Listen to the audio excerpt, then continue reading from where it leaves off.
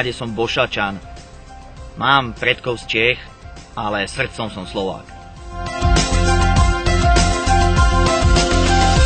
Pretože chcem zmenu a lepší život v Bošáci a cítim podporu od ľudí, ktorí chcú túto zmenu. Tolerancia, zásadovosť a mám rád ľudí, ktorí si stoja za svojím.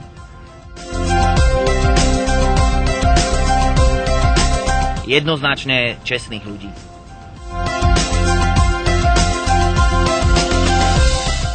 Moc znamená pre mňa zodpovednosť a výhodu pri realizácii projektov pre zlepšenie života v Bošáci.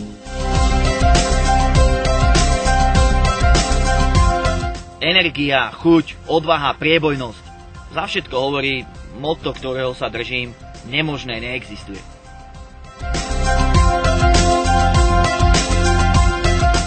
Chcem zlepšiť komunikáciu zo strany obecného úradu smerom k občanom.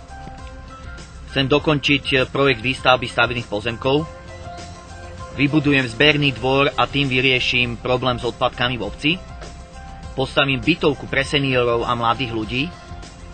Budem podporovať organizácie, kultúru a komunitný život v obci.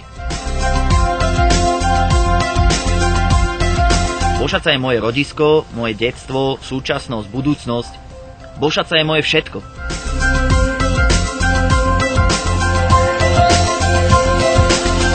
Odišiel som preč, pretože som chcel vidieť niečo nové, ale vždy ma to ťahalo domov.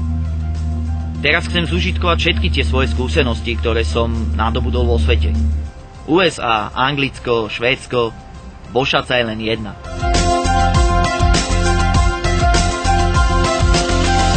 Chcem byť starostom pre ľudí, chcem byť váš starosta.